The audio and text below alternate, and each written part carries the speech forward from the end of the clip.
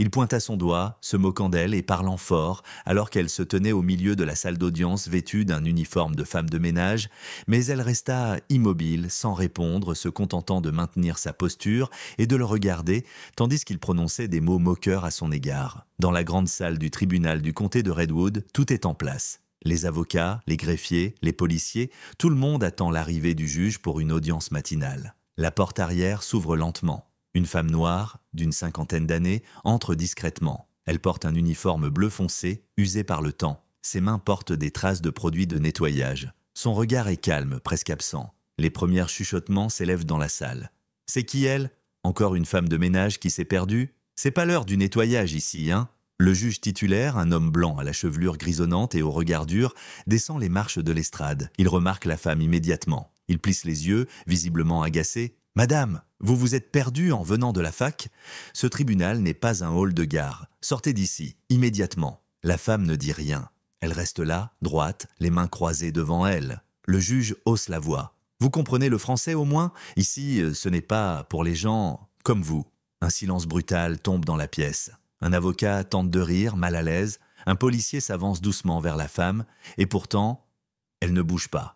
Elle continue d'observer la salle. Son regard, profond et immobile, semble contenir un secret. Le policier s'approche, un air d'excuse sur le visage. « Madame, je vais devoir vous escorter dehors. C'est un espace réservé au personnel judiciaire. Vous comprenez ? Pas de service de nettoyage pendant les audiences. » La femme hoche lentement la tête, mais ne bouge pas. Le juge lève les bras au ciel, agacé. « Faites votre travail, agent. Sortez là. C'est pas compliqué. » Dans un coin de la salle, une jeune stagiaire regarde la scène avec malaise. Elle chuchote à son collègue. « Tu trouves pas ça un peu dur ? Tu veux perdre ton stage ? Tais-toi. » Le policier tend doucement la main vers l'épaule de la femme. Soudain, elle parle. Sa voix est claire, posée, intimidante dans sa douceur. « Je ne suis pas ici pour nettoyer, et je ne sortirai pas. » La salle se fige. Le policier retire lentement sa main. Le juge éclate de rire, un rire sec, presque théâtral. « Vous croyez être qui ? Une candidate pour Miss Tribunal ? Non, je suis votre remplaçante. » Les mots tombent comme une cloche. Une greffière vérifie nerveusement le dossier sur son pupitre. Elle pâlit. « Monsieur le juge, c'est vrai. Elle a été nommée hier par le procureur général. C'est la nouvelle juge en charge des affaires du matin. » Le silence devient insoutenable. Le juge reste bouche bée. Le policier baisse les yeux. La femme, elle, reste droite, digne. Le silence qui s'abattit sur la salle d'audience n'était pas simplement une absence de bruit. C'était une entité palpable, lourde, chargée d'électricité statique, de confusion et d'une incrédulité si épaisse qu'on aurait pu la trancher au couteau. Chaque respiration semblait suspendue, chaque cœur battait à contretemps dans la poitrine de son propriétaire. Les mots de la femme noire, prononcés d'une voix calme mais portant une autorité indéniable, « Non, je suis votre remplaçante », résonnaient encore dans l'air, ricochant sur les murs lambrissés, s'infiltrant dans les esprits abasourdis. Le juge Dubois, l'homme qui quelques instants auparavant paradait avec l'arrogance d'un roi dans son château, était figé. Son visage, habituellement rougeaud et empreint d'une suffisance joviale, avait viré au blanc cireux. Ses lèvres, qui avaient craché le mépris si facilement, s'entr'ouvrirent et se refermèrent sans émettre de son, comme un poisson hors de l'eau. Ses yeux, fixés sur la femme qui l'avait humilié, passaient par une succession rapide d'émotions. Le déni, impossible, la colère, comment ose-t-elle ? La panique, est-ce vrai ? Et enfin, une lueur naissante de terreur pure, alors que les paroles de la greffière confirmaient l'impensable. La greffière elle-même, Madame Leclerc, une femme d'âge mûr habituellement si méticuleuse et composée, semblait avoir vieilli de 10 ans en quelques secondes. Ses mains tremblaient en tenant le document officiel, la nomination signée par le procureur général. Ses yeux fuyaient le regard du juge Dubois, comme si elle craignait d'être associée à cette catastrophe imminente. Elle déglutit difficilement, sa gorge soudainement sèche. La confirmation qu'elle avait donnée, bien que factuelle et nécessaire, avait sonné le glas du nerf et peut-être de la carrière de l'homme qui la regardait maintenant avec une expression de trahison muette. Le policier, l'agent Miller, qui s'était approché avec l'intention d'expulser la femme, recula instinctivement d'un pas. Son visage afficha une confusion embarrassée. Il avait failli commettre une erreur monumentale poussée par l'autorité biaisée du juge. Il jeta un regard furtif vers la nouvelle arrivante, puis vers le juge Dubois, comme un enfant pris entre deux parents en plein conflit. Son devoir était clair maintenant, mais l'habitude et la hiérarchie établie rendirent le changement de cap mental difficile. Il se redressa, tentant d'adopter une posture neutre, mais la rougeur qui montait à ses joues trahissait son malaise profond. Dans les rangs des avocats, l'atmosphère était électrique.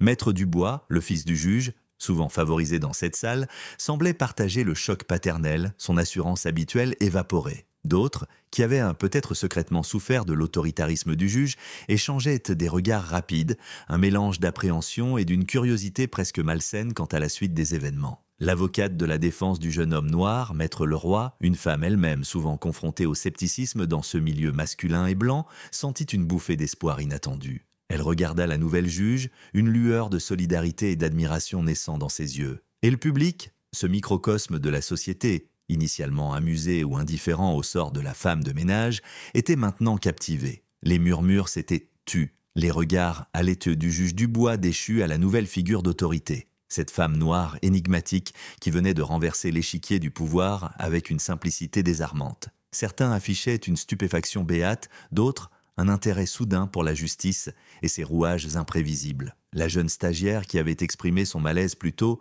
regardait la scène les yeux écarquillés, une leçon de vie se déroulant sous ses yeux, bien plus marquante que n'importe quel cours de droit. Au milieu de ce chaos silencieux, la femme, la juge Adèle Moreau, comme elle serait bientôt connue, restait un îlot de calme. Sa posture était droite, sans être rigide. Son regard, qui avait semblé absent ou simplement observateur, avait maintenant une intensité nouvelle. Il n'était pas accusateur ni triomphant, mais simplement présent, affirmé. Elle balaya lentement la salle du regard, enregistrant chaque réaction, chaque expression, chaque parcelle de cette atmosphère chargée. Ses mains, qu'elle tenait toujours croisées devant elle, étaient stables. Pas un tremblement. C'était la posture de quelqu'un qui avait anticipé ce moment, qui s'y était préparé, non pas avec agressivité, mais avec la résolution tranquille de celle qui sait son droit et sa valeur. Le silence s'étira, devenant de plus en plus pesant. C'était un vide qui réclamait d'être comblé, une tension qui devait se rompre. Ce fut la juge Moreau qui parla la première, brisant l'enchantement pétrifié. Sa voix, toujours calme, emplit la salle sans effort. « Monsieur le greffier » dit-elle, s'adressant non pas à Madame Leclerc, mais à son assistant, un jeune homme qui semblait pétrifié. « Veuillez officiellement enregistrer ma prise de fonction à la date de ce jour. Conformément à la directive du bureau du procureur général numéro », elle cita une série de chiffres et de lettres avec une précision impeccable. Le jeune greffier sursauta, cherchant désespérément la directive mentionnée dans ses dossiers. Madame Leclerc, reprenant un semblant de contenance, lui tendit le document qu'elle tenait toujours. « C'est ici, Thomas », murmura-t-elle. Puis, la juge Moreau tourna son attention vers l'homme qui occupait encore physiquement, mais plus légitimement, le siège du juge. Sa voix ne contenait aucune trace de malice, seulement une fermeté professionnelle. « Juge Dubois », commença-t-elle, le titre sonnait étrangement formel, presque distant, après l'humiliation publique qu'il lui avait infligée. « Je crois comprendre que votre session du matin est désormais sous ma juridiction. » Le juge Dubois sembla sortir de sa torpeur. Une vague de rouge monta à nouveau sur son visage, cette fois non pas de suffisance, mais de fureur contenue et d'humiliation profonde. Il tenta de retrouver une once de son autorité perdue. « Madame Moreau », articula-t-il difficilement, le nom lui écorchant la gorge. « Il y a une procédure. On ne peut pas simplement débarquer et... » « La procédure a été suivie, juge Dubois », le coupa-t-elle sans élever la voix, mais avec une finalité qui ne laissait aucune place à la discussion. « Ma nomination est effective immédiatement. Le document que tient Madame Leclerc en est la preuve irréfutable. Votre présence sur cette estrade en ce moment précis est irrégulière. » Le mot « irrégulière » plana dans l'air. C'était un euphémisme poli pour illégitime. C'était aussi un rappel brutal qu'il n'avait plus aucune autorité ici. Dubois ouvrit la bouche pour protester à nouveau, peut-être pour invoquer son ancienneté, son réseau, son influence. Mais il croisa le regard de la juge Moreau. Ce n'était pas un regard hostile, mais il était inébranlable. C'était le regard de quelqu'un qui ne serait pas intimidé, qui avait affronté bien pire que l'arrogance d'un juge sur le déclin. Dans ce regard, Dubois lut non seulement la fin de sa séance du matin, mais peut-être le début de la fin de sa carrière. L'assurance qu'il avait définie toute sa vie s'effondra comme un château de cartes. Il resta silencieux un long moment, le poids de tous les regards braqués sur lui. Puis, avec une lenteur infinie, comme s'il portait le poids du monde sur ses épaules, il fit un pas en arrière, s'éloignant du pupitre qu'il considérait comme sien. Il ne dit rien. Il n'y avait plus rien à dire. Son silence était une capitulation. « Agent Miller » reprit la juge Moreau, sa voix toujours égale. « Voudriez-vous, s'il vous plaît, escorter Monsieur Dubois hors de la salle d'audience ? Il semble indisposé. » L'ironie subtile n'échappa à personne. Elle utilisait presque les mêmes termes condescendants qu'il avait employés à son égard, mais dépouillés de leur venin transformé en une instruction professionnelle. L'agent Miller, soulagé d'avoir une directive claire, s'approcha du juge Dubois. « Monsieur le juge, par ici s'il vous plaît », dit-il à voix basse, avec un respect teinté de pitié. Dubois ne résista pas. Il semblait vidé. Il jeta un dernier regard circulaire à la salle qui avait été son royaume, puis, la tête basse, Il suivit l'agent Miller vers la sortie de service, celle par laquelle il était entré avec tant de superbe un peu plus tôt. La porte se referma derrière lui avec un claquement sec qui résonna comme un point final. Un murmure collectif parcourut la salle.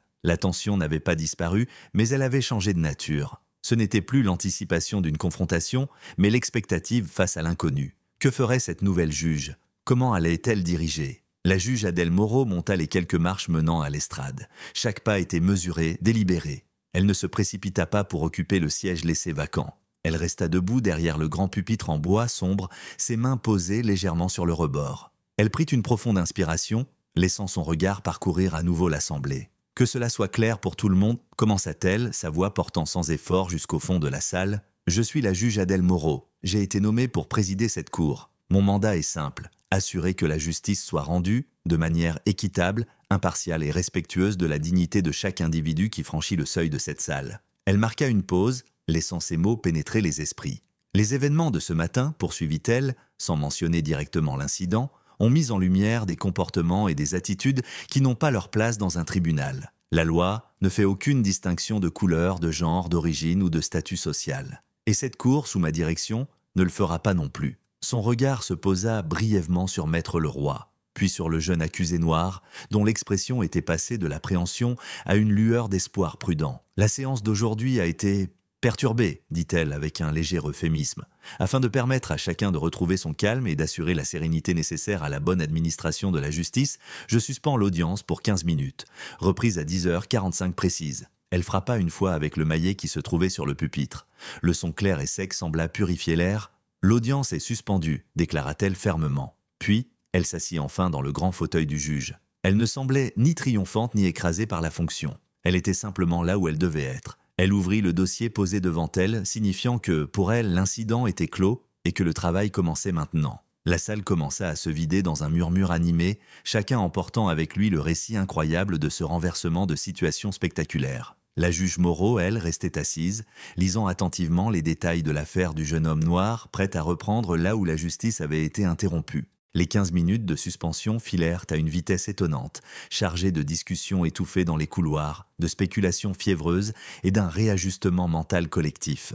Lorsque les portes de la salle d'audience s'ouvrirent à nouveau, l'atmosphère avait changé. La tension demeurait, mais l'agitation nerveuse avait laissé place à une expectative attentive, presque solennelle. Le public reprit place plus silencieusement. Les avocats se tenaient droit, leurs dossiers organisés. L'absence du juge Dubois était un vide tangible. Mais la présence de la juge Moreau sur l'estrade, déjà plongée dans la lecture de documents, instaurait une nouvelle forme d'ordre. À 10h45 précise, la juge Moreau leva les yeux de ses papiers. Son regard balaya la salle calme et pénétrant. « L'audience reprend », annonça-t-elle, sa voix claire coupant le silence résiduel. Nous continuons avec l'affaire numéro C, R 2025-784, l'État contre Monsieur Malik Diallo. Elle regarda tour à tour le procureur, Monsieur Lefebvre, un homme dans la quarantaine à l'air compétent mais visiblement encore en train d'assimiler le changement de dynamique, et Maître Leroy, l'avocate de la défense. Maître Lefebvre, Maître Leroy, dit-elle, sont tons neutre et professionnel. Avant de poursuivre, je tiens à rappeler à toutes les parties l'importance du décorum et du respect mutuel dans cette salle d'audience. Les interruptions injustifiées, les attaques personnelles ou toute forme de comportement visant à déstabiliser ou à manquer de respect à une partie ou à la cour ne seront pas tolérées. Chaque partie aura l'opportunité de présenter ses arguments et ses preuves de manière ordonnée. Est-ce bien compris? Oui, madame la juge, répondit Maître Lefebvre, ajustant sa cravate. Son assurance habituelle semblait légèrement ébranlée, mais il maintenait une façade professionnelle. Parfaitement compris, madame la juge, affirma Maître Leroy, une nouvelle détermination brillant dans ses yeux. Pour la première fois depuis le début de cette affaire, elle sentait qu'elle avait une chance équitable de défendre son client. « Bien, reprit la juge Moreau. Maître Leroy, au moment de la suspension, je crois que vous étiez sur le point de commencer le contre-interrogatoire du témoin de l'accusation, l'agent Martel. Est-ce exact? C'est exact, madame la juge, confirma Maître Leroy en s'avançant vers le pupitre. Veuillez faire revenir l'agent Martel à la barre, ordonna la juge Moreau au greffier. L'agent Martel, le policier qui avait procédé à l'arrestation de Malik Diallo, revint s'installer à la barre des témoins. Il semblait moins assuré que lors de son premier témoignage sous la direction bienveillante du juge Dubois. Il jeta un regard nerveux vers la nouvelle juge. « Agent Martel » commença Maître Leroy, sa voix posée mais incisive. « Vous avez déclaré précédemment avoir vu mon client, Monsieur Diallo, s'enfuir de la scène d'un cambriolage présumé. » « Oui, c'est exact, répondit l'agent, raidissant légèrement les épaules. Pourriez-vous décrire précisément les conditions de visibilité à ce moment-là? Il était environ 23 heures, n'est-ce pas? Il faisait nuit? Oui, mais l'éclairage public fonctionnait. Fonctionnait-il de manière optimale? N'y avait-il pas un lampadaire défectueux signalé à l'angle de la rue Voltaire et du boulevard Gambetta, précisément là où vous dites avoir aperçu Monsieur Diallo? Maître Leroy consulta ses notes. Je ne suis pas sûr pour le lampadaire, balbutia l'agent Martel. Il y avait assez de lumière pour que je voie quelqu'un courir. Quelqu'un? Répéta Maître Leroy. Mais étiez-vous absolument certain, sans l'ombre d'un doute, que cette personne était Monsieur Diallo? À quelle distance vous trouviez-vous? J'étais à environ 30-40 mètres. 30 ou 40 mètres, de nuit, avec un éclairage potentiellement défectueux. Et vous avez formellement identifié mon client, dont vous n'aviez jamais vu le visage auparavant? Il correspondait à la description radio, homme noir, jeune, portant un sweat à capuche. Objection, intervint Maître Lefebvre, le procureur. Maître Leroy cherche à induire le témoin en erreur. La correspondance à la description est un élément pertinent. Sous le juge Dubois, une telle objection aurait probablement été immédiatement acceptée. Coupe en cours à la ligne de défense. Mais la juge Moreau leva simplement la main. « Maître Lefebvre, je comprends votre point de vue, dit-elle calmement. Cependant, Maître Leroy est en droit de questionner la certitude de l'identification faite par l'agent dans des conditions spécifiques. L'objection est rejetée pour le moment. Continuez, Maître Leroy, mais restez concentré sur les faits. » Maître Leroy hocha la tête, reconnaissante. « Merci, Madame la juge. Agent Martel, combien d'autres jeunes hommes noirs portant des sweats à capuche pensez-vous qu'il y avait dans ce quartier? Un samedi soir, l'agent Martel parut mal à l'aise. Je ne sais pas. Exactement, vous ne savez pas, conclut Maître Leroy. Vous avez vu une silhouette qui correspondait vaguement à une description générale et vous avez présumé qu'il s'agissait de la personne recherchée. N'est-ce pas plus proche de la vérité? J'étais convaincu que c'était lui, maintint l'agent, mais sa voix manquait d'assurance. Maître Leroy continua son contre-interrogatoire pendant encore plusieurs minutes, mettant habilement en lumière les failles dans l'identification et le manque de preuves matérielles reliant directement Malick Diallo au cambriolage. La juge Moreau écoutait attentivement, prenant des notes sans montrer d'émotion particulière, mais son attention ne faiblissait pas. Elle intervenait occasionnellement pour recadrer une question ou demander une clarification, toujours de manière impartiale. Puis vint le tour du procureur de réinterroger son témoin, tentant de renforcer la thèse de l'accusation. La juge Moreau lui accorda la même attention et le même respect procédural qu'à la défense. Après le témoignage de l'agent Martel, la juge Moreau se tourna vers le banc où était assis Malick Diallo. Le jeune homme semblait nerveux, ses mains crispées sur ses genoux. « Monsieur Diallo, dit la juge, sa voix adoucie mais toujours professionnelle. Je sais que ces procédures peuvent être intimidantes. Comprenez-vous bien ce qui se passe et les témoignages qui sont présentés ?» Malick Diallo leva les yeux, surpris d'être interpellé directement avec une telle considération. Sous le juge Dubois, il n'avait été qu'un numéro de dossier, une présence muette. « Oui, madame la juge, répondit-il timidement. Votre avocate, Maître Leroy, est là pour vous représenter et défendre vos droits, continua la juge. N'hésitez pas à lui faire part de toute question ou préoccupation. Il est essentiel que vous compreniez le déroulement de votre procès. » Ce simple échange, ce moment de reconnaissance de son humanité, sembla avoir un effet notable sur le jeune homme. Il se redressa légèrement, son expression moins craintive. Le procès se poursuivit. D'autres témoins furent appelés, des preuves furent présentées. À chaque étape, la juge Moreau veillait à ce que les règles de procédure soient scrupuleusement respectées, à ce que chaque partie ait une chance égale de faire valoir son point de vue. Elle fit preuve d'une connaissance pointue du droit, citant des jurisprudences pertinentes lorsque des points légaux complexes étaient soulevés. L'atmosphère dans la salle d'audience était transformée. La peur et la partialité qui régnaient auparavant avaient été remplacées par un sentiment de sérieux et d'équité. Même si l'issue du procès restait incertaine, il était clair pour tous que, pour la première fois peut-être dans cette salle, la balance de la justice était tenue d'une main ferme et impartiale. Le drame spectaculaire du changement de juge avait laissé place au drame plus subtil, mais bien plus fondamental, de la justice en action. Alors que la matinée touchait à sa fin, la juge Moreau consulta l'horloge. « Il est bientôt midi, annonça-t-elle. Nous allons suspendre pour la pause déjeuner, reprise de l'audience à 14h précises. D'ici là, Monsieur Diallo reste sous la responsabilité de la cour. » Elle frappa à nouveau le maillet. L'audience est suspendue. En se levant, elle croisa brièvement le regard de Maître Leroy. Un léger hochement de tête, presque imperceptible, passa entre les deux femmes une reconnaissance silencieuse du changement profond qui venait de s'opérer. La justice, à Redwood, avait peut-être enfin trouvé une nouvelle boussole. 14 heures, la cloche discrète annonçant la reprise de l'audience retentit. La salle se remplit à nouveau, mais l'atmosphère est différente de celle du matin. La curiosité choquée a laissé place à une attention soutenue, presque studieuse. Les habitués des tribunaux, Les étudiants en droit et même quelques journalistes locaux alertés par les rumeurs du matin observent la juge Moreau avec un intérêt renouvelé. Elle est assise, calme, son visage impénétrable mais attentif, incarnant l'impartialité qu'elle a promise. « L'audience reprend » déclare-t-elle simplement. « Nous allons maintenant entendre la présentation de la défense. Maître Leroy, vous avez la parole. » Maître Leroy se lève, ses notes en main. Elle respire profondément, sentant le poids, mais aussi l'opportunité de ce moment. « Merci, madame la juge. » La défense appelle à la barre monsieur Malick Diallo. Un murmure parcourt brièvement l'assistance.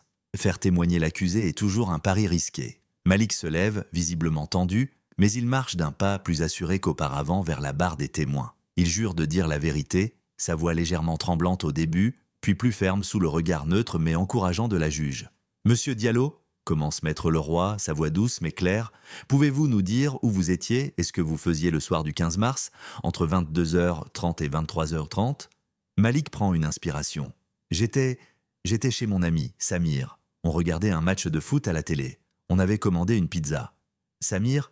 Vous parlez de Samir Belkacem ?»« Oui, on est amis depuis le lycée. Et quand avez-vous quitté l'appartement de monsieur Belkacem ? » « Vers 23h15, je pense. Le match était fini, j'étais fatigué, je voulais rentrer chez moi. Votre domicile se trouve à quelle distance de l'endroit où le cambriolage a eu lieu ? Assez loin, peut-être 15 minutes de marche rapide, mais je ne suis pas passé par là. Où êtes-vous passé alors ? J'ai pris la rue Marceau, puis l'avenue Jean Jaurès. C'est le chemin le plus direct pour rentrer chez moi. Et pourquoi courriez-vous lorsque l'agent Martel vous a interpellé ? C'est la question cruciale. Malick hésite, regarde ses mains. J'ai entendu des sirènes au loin. Et puis j'ai vu une voiture de police arriver vite dans ma direction. J'ai eu peur. Je sais comment ça se passe parfois. J'ai paniqué et j'ai couru. Je sais que c'était stupide, mais j'ai paniqué. Son aveu est empreint de regret et d'une vulnérabilité palpable. Maître Leroy continue de le questionner, établissant son emploi du temps, soulignant l'absence de mobile, son casier judiciaire vierge. Malick répond avec une sincérité qui semble toucher une partie de l'auditoire. Vient ensuite le contre-interrogatoire du procureur Maître Lefebvre. Il est incisif, essayant de déstabiliser Malick, de trouver des failles dans son récit. « Monsieur Diallo, vous dites avoir paniqué. N'est-il pas vrai que seules les personnes ayant quelque chose à se reprocher paniquent et s'enfuient à la vue de la police ?» Objection, intervient Maître Leroy. Le procureur demande une spéculation sur l'état d'esprit général et non sur les faits. « Maintenu, dit la juge Moreau sans hésitation. Maître Lefebvre, reformulez votre question ou passez à autre chose. » Lefebvre, légèrement décontenancé mais respectant la décision, continue. Il essaie de mettre en doute l'heure de départ de chez l'ami, la trajectoire empruntée. Malick maintient sa version, parfois avec maladresse, mais sans se contredire fondamentalement. La juge Moreau écoute, imperturbable, notant les points clés. Après Malick, la défense appelle Samir Belkacem, l'ami. Il corrobore l'alibi, confirmant la soirée pizza-foot et l'heure approximative du départ de Malick. Le procureur le contre-interroge également, tentant de suggérer une collusion entre amis, mais Samir reste ferme sur ses déclarations. Une fois les témoignages terminés, la juge Moreau se tourne vers les avocats. Les deux parties ont-elles terminé la présentation de leurs preuves ? Oui, madame la juge, répondent conjointement Lefebvre et Leroy. Très bien, nous allons donc passer aux plaidoiries finales. Ministère public, vous commencerez. Maître Lefebvre se lève. Il résume les éléments de l'accusation. Le témoignage de l'agent Martel, même si fragilisé, la fuite de l'accusé, la proximité relative des lieux. Il tente de minimiser les doutes sur l'identification et l'alibi. La fuite, mesdames et messieurs, dit-il en s'adressant à la juge, comme s'il y avait un jury, est souvent un aveu de culpabilité. La panique décrite par l'accusé n'est aucune excuse commode. Les preuves, bien que circonstancielles, pointent vers une conclusion logique. Monsieur Diallo est l'auteur du cambriolage. Il plaide pour une déclaration de culpabilité, insistant sur la nécessité de maintenir l'ordre public. Son ton est professionnel, mais manque peut-être de la conviction enflammée qu'il aurait pu avoir sous le juge Dubois. Puis, c'est au tour de Maître Leroy. Elle se lève lentement, prend un moment pour regarder son client, puis la juge. « Madame la juge », commence-t-elle, sa voix vibrante d'une conviction tranquille. « Ce que nous avons entendu aujourd'hui n'est pas l'histoire d'un cambrioleur, mais celle d'une erreur tragique et d'une peur compréhensible. L'accusation repose entièrement sur une identification nocturne, à distance, par un agent de police qui a lui-même admis des conditions de visibilité incertaines et s'est basé sur une description des plus vagues, jeune homme noir en sweat à capuche. Elle fait une pause, laissant le poids de ses mots s'installer. Dans une ville comme la nôtre, combien de jeunes hommes correspondent à cette description un samedi soir? Des centaines? Des milliers? Est-ce là la base sur laquelle nous allons priver un jeune homme de sa liberté, un jeune homme sans casier judiciaire, avec un alibi corroboré par un témoin crédible? Elle se tourne vers Malick. « Oui, monsieur Diallo a couru. Il a expliqué pourquoi. Il a eu peur. Dans le contexte actuel, face à une interpellation policière soudaine et potentiellement agressive, cette peur, bien que regrettable, est-elle si incompréhensible pour un jeune homme noir dans ce pays? Est-ce une preuve de culpabilité ou le reflet malheureux d'une réalité sociale complexe? Elle revient face à la juge. L'accusation n'a présenté aucune preuve matérielle, pas d'objet volé retrouvé sur lui, pas d'empreinte digitale sur les lieux, rien. Seulement une identification douteuse et une fuite née de la panique. Face à cela, nous avons un alibi cohérent et un témoignage sincère. Le doute, Madame la juge, n'est pas seulement raisonnable ici. Il est immense, il est béant. Elle termine sa plaidoirie avec force mais sans agressivité. Au nom de la justice, au nom du principe fondamental selon lequel un homme est innocent jusqu'à preuve du contraire, une preuve solide, irréfutable, au-delà de tout doute raisonnable, je vous demande de prononcer l'acquittement de Malick Diallo. Elle retourne s'asseoir, le silence retombe sur la salle. Les deux plaidoiries ont été claires, exposant les arguments de chaque côté. Tous les regards sont maintenant tournés vers la juge Adèle Moreau. C'est elle qui détient le sort de Malick Diallo entre ses mains. Elle prend quelques instants, relisant ses notes, son visage toujours aussi concentré. Puis, elle lève les yeux. Les plaidoiries finales étant terminées, dit-elle d'une voix mesurée. La cour va maintenant se retirer pour délibérer. La décision sera rendue demain matin à 10 heures. D'ici là, M. Diallo est maintenu en détention provisoire. Elle se lève. L'audience est levée. Un nouveau coup de maillet. La tension dans la salle est à son comble. La justice a été entendue, les arguments présentés dans le calme et le respect retrouvé, mais l'attente du verdict sera longue pour Malick Diallo et son avocate. La juge Moreau quitte la salle emportant avec elle la lourde responsabilité de sa décision. Le lendemain à 10 heures, la salle d'audience du tribunal de Redwood est pleine à craquer. L'air est lourd d'une tension presque insoutenable. Les murmures sont rares, étouffés. Chaque tic-tac de l'horloge murale semble résonner comme un coup de marteau. Malick Diallo est assis entre son avocate, Maître Leroy, et un agent de sécurité. Son visage est pâle, ses yeux fixent le vide devant lui. Il n'a probablement pas dormi de la nuit. Maître Leroy lui pose une main réconfortante sur le bras, mais sa propre anxiété est visible dans la légère crispation de ses lèvres. De l'autre côté de l'allée, le procureur Lefebvre attend, le visage impassible, dossier en main. Le public, composé d'habitués, d'étudiants, de journalistes et de citoyens curieux attirés par le drame de la veille, retient son souffle collectif.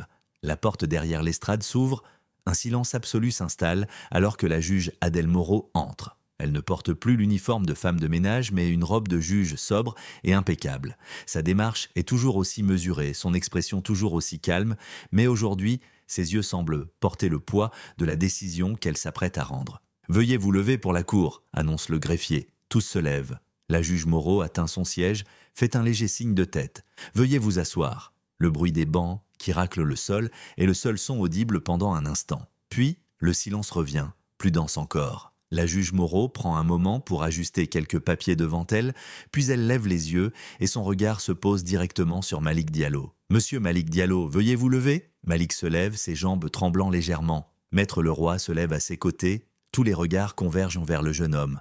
La juge Moreau le regarde droit dans les yeux, sa voix est claire, ferme, et ne laisse transparaître aucune émotion, seulement l'autorité de la loi. Après examen attentif de tous les éléments de preuve présentés par l'accusation et la défense, après avoir entendu les témoignages et les plaidoiries finales, et en considérant le principe fondamental selon lequel la culpabilité doit être établie au-delà de tout doute raisonnable, elle marque une courte pause qui semble durer une éternité. Cette cour déclare M. Malick Diallo non coupable. Le souffle retenu de la salle s'échappe en un long murmure collectif. Malick Diallo reste figé une seconde, comme s'il n'avait pas compris. Puis ses genoux semblent céder. Il se rattrape au rebord du banc, ses yeux s'emplissent de larmes. Un sanglot rauque s'échappe de sa gorge. Maître Leroy l'attrape par le bras, un immense sourire de soulagement illuminant son visage fatigué. Elle murmure quelque chose à son oreille. Du côté de l'accusation, Maître Lefebvre accuse le coup, mais hoche la tête, acceptant la décision avec professionnalisme. Dans le public, des applaudissements éclatent brièvement avant d'être immédiatement réprimés par un regard sévère de la juge et c'est un silence du greffier. La juge Moreau attend que le calme revienne. Les charges retenues contre M. Diallo sont donc rejetées. La cour ordonne sa libération immédiate. Elle frappe une fois de son maillet. Le son est définitif. Alors que Malick est submergé par l'émotion et que son avocate tente de le calmer, la juge Moreau reprend la parole, s'adressant maintenant à l'ensemble de la salle. Son ton est grave, porteur d'un message qui dépasse le cadre de cette affaire. Cette affaire, où commence-t-elle, nous rappelle plusieurs principes essentiels. Premièrement, l'importance cruciale d'une enquête approfondie et impartiale.